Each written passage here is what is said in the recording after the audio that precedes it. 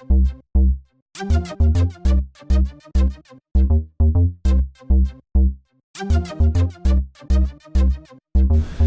was asked to represent a young woman who had undergone the most horrific ordeal that I had heard of in my career. She was taken captive 10 years before I met her by an individual who held her hostage in order to steal her Social Security checks.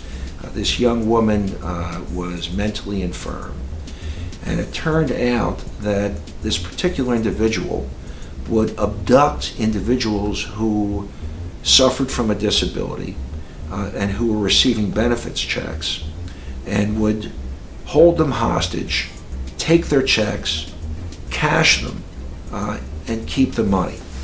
All the while, the people who were held hostage were held in the most horrific conditions. This woman was starved, she was beaten, she was raped, all on almost a daily basis for 10 years. When you looked at x-rays of her body, there was barely a bone in her body that had not been fractured. When I first met her, her teeth had been knocked in with a hammer, and they had no fresh water to drink. Food was a rarity, and when they were thirsty, they were actually forced to drink out of a toilet. So this is the situation that I encountered when I met this woman.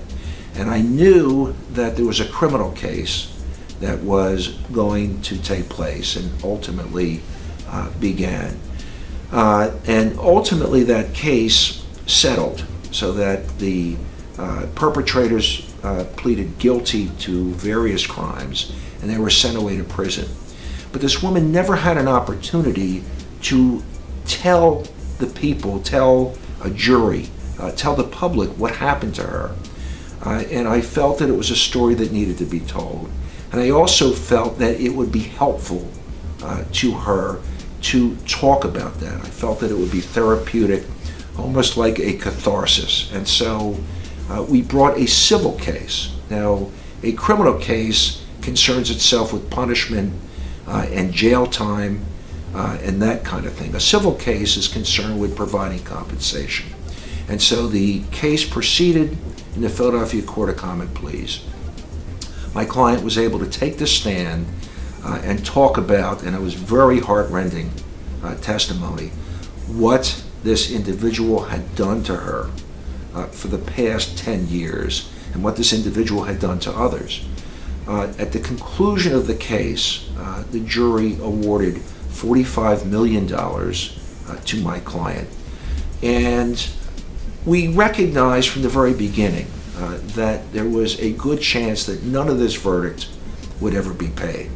But we felt it was a story that needed to be told. Number one, it was therapeutic for our client to be able to explain what she had gone through. We had spoken to her psychologists, to her other doctors, and they agreed that this would be a good thing. We also felt that the fact that there was not only a criminal penalty, but also a civil penalty in this amount might serve as a deterrent to others who would take advantage of those who are disabled. In other words, the weakest members of our society. And I also felt very strongly that by publicizing this case, members of the public would be on alert to watch for these kinds of things going on in their neighborhoods. And unfortunately, we live in a world where we are experiencing an epidemic of abuse.